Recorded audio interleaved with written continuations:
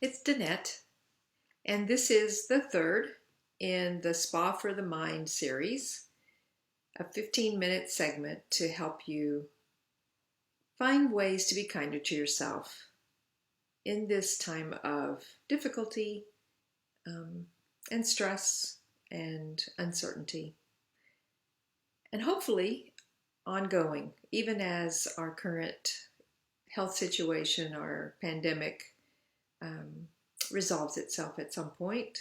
These will be things that you will have in your toolbox for the rest of your life and that you can use. Last time we talked about how to turn off the inner critic. Today we're going to talk about, what is self-compassion and how can you be your best friend?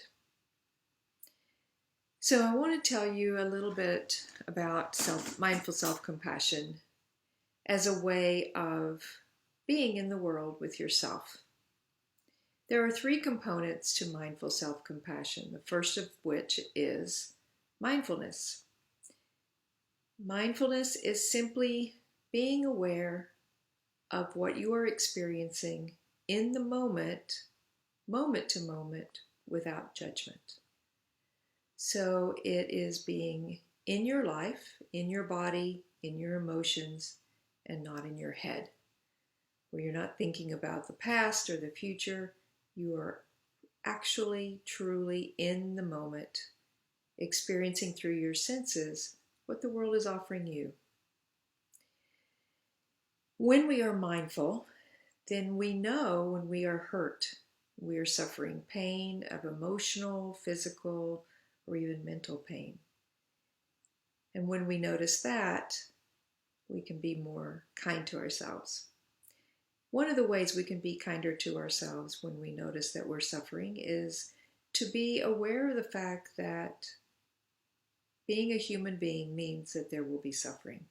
Pain and suffering are a part of every human life. And even if what is bothering us at the moment is something that we've done wrong, some mistake we've made, some failure we've had, we can let ourselves remember that every human being makes mistakes and has failures. All kinds of difficult things occur in our lives. It's just part of being human. If we don't remember that, we have a tendency to blame ourselves or feel that there's something wrong with us and we want to hide. And we feel less than, that we don't want people to know things about us because they will know that we're not as valuable. So if we can remind ourselves that what we are experiencing is common to everybody at one time or another in their lives, several times over the course of a life, then we don't have to feel less than and we don't have to hide. We can ask for help. We can be a part of the world and continue to move through it without shame and without guilt. And finally, as part of self-compassion, we offer ourselves kindness when we're hurting. So not only do we remind ourselves that this is something that happens to everyone, but in those moments, we can offer ourselves what we would like to have from someone else and give it to ourselves. Even if someone is available that can offer you compassion and be kind to you and help you through this, it always helps to be kind to yourself. The alternative is to perhaps criticize yourself, judge yourself, and be in your head trying to figure out what you did wrong, how you can fix it, and going over and over and over the situation, trying to think about a better ending, knowing that that's not possible, but hoping for it. So the alternatives are not so great. The self-compassion path is truly a wonderful path for living a more satisfying, happier, and less stressed life. So these are the three components of mindful self-compassion. If you want to know more about them, you can look at the centerformsc.org website. You can check out Kristen Neff's website, the co-founder of the Center for MSC. Her website is self-compassion.org, or my website, danettemann.com. And there's research information, there are articles, there's courses you can take, there's books you can read, there's online opportunities through the Center for MSC and through me. So there's lots of opportunities for you to continue this journey if this is something that you're truly interested in. So the suggestion for today,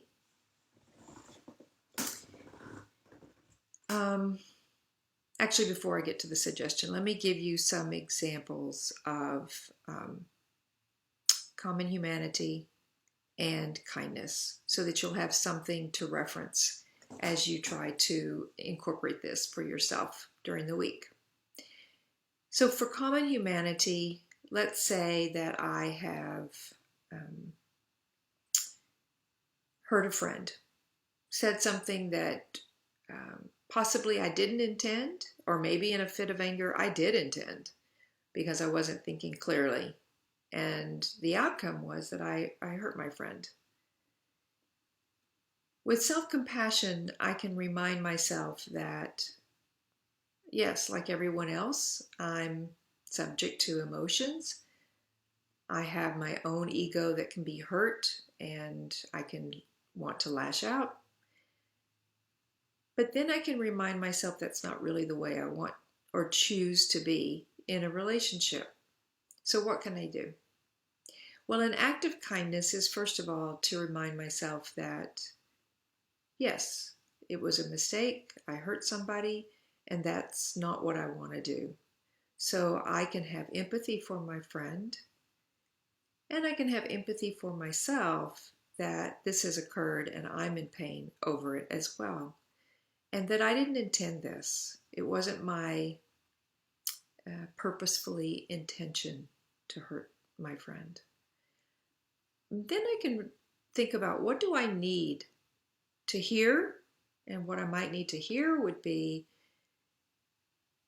you made a mistake, but you can repair this. It's not something that you wanted to do. You're a kind person. You care about her. And she knows that. And it's hard. It's really hard to know that you've hurt her. It hurts. It's really painful.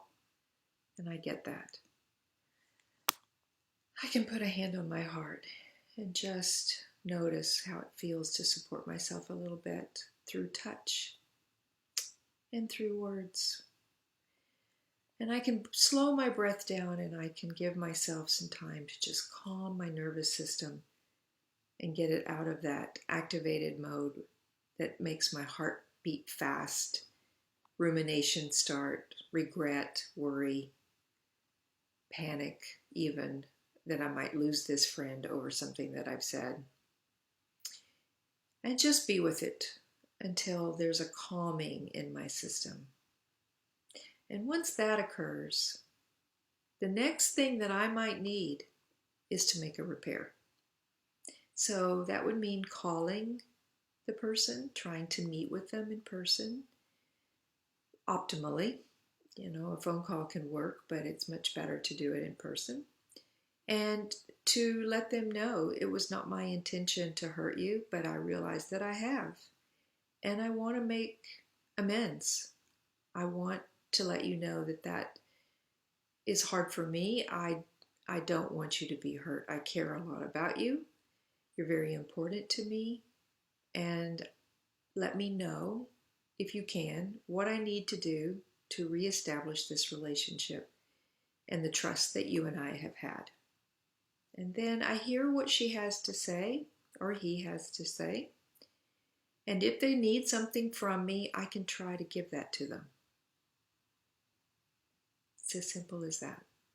Not so easy sometimes, but simple. Okay, so I've gone over the examples. Sorry that I missed those before I went to the next thing. So now I can do that. I have a suggestion for something that you can do between now and the next time that we get together, and that is to think of one thing that you're struggling with.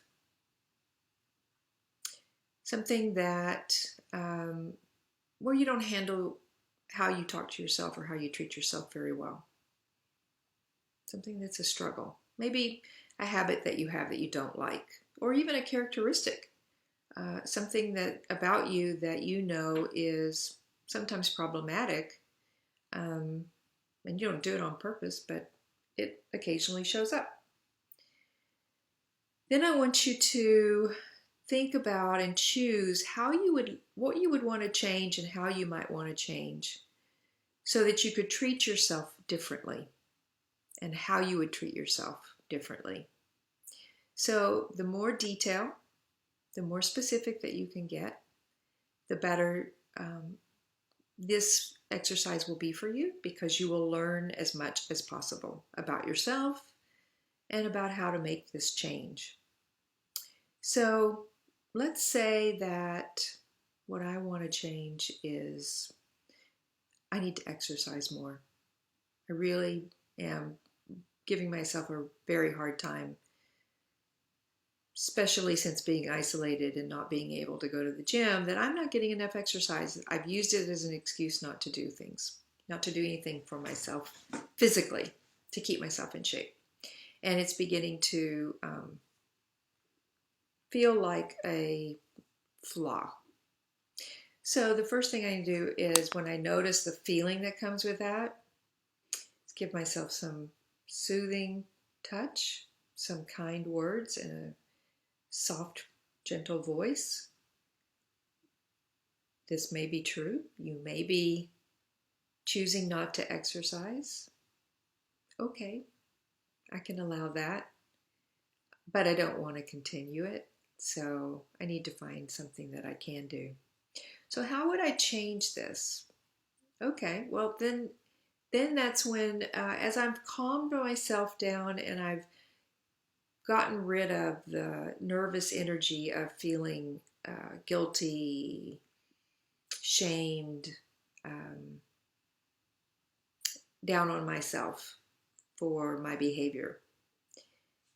Once that's settled and I'm more in a place of acceptance, calm, understanding, supportive of myself, then I can begin to look at what action I could take to work on this issue. Now, first of all, I'd have to decide that I really wanted to.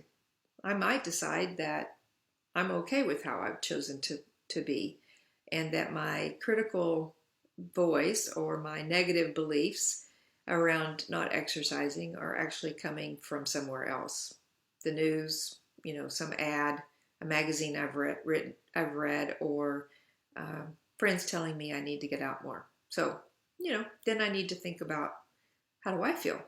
What do I want? But let's say that I do want to get back into some exercise. So what I can do then is I can go to the resources that are available to me to find ideas for how I might be able to get some exercise in a safe way through this period of isolation, and find something that really attracts my attention. I don't want to just do anything and just push myself to do something I'm truly going to hate. But look for something that appeals to me, that has value to my physical health. I noticed recently, I've been doing walking. Walking could be something that I could do more of. I could easily come up and get up in the morning and do push-ups and sit-ups and some of the normal, natural things that everyone talks about, if those feel like what I want to spend my exercise time doing. As it turns out, I found that the gym that I'm not comfortable going to yet is doing a lot of virtual classes, things that I can do at home. So I can check that out and see, okay, what works for me, and then give that a try. And if it doesn't work, I can reset, look again, and find something else. It just eliminates all of the panic, the I have to get it fixed now, the negative thoughts, the worry, um, the guilt, and the negative self-talk. So there's always some solutions. There's some things that we can do in a kind way. They don't have to be done out of pushing ourselves or motivating ourselves through negative comments, negative thoughts about ourselves. Like, if you don't get exercise, then you're just a lazy person. And lazy is something that I really, let's say, feel is a bad thing. I don't necessarily believe lazy is a problem, but let's say I do. And I want to think that about myself. I don't have to. I can rethink that. I can start from scratch and make whole new decisions. Now, the old stuff will come up, but all I have to do is just keep reminding myself of what I've learned. Okay, so that's an exercise for you to do. I've enjoyed my time with you today. I have a class that's starting, the 8-week class, August the 31st, and I will see you again in the 4th, Spa for the Mind. Take care, stay well, and be safe. Goodbye.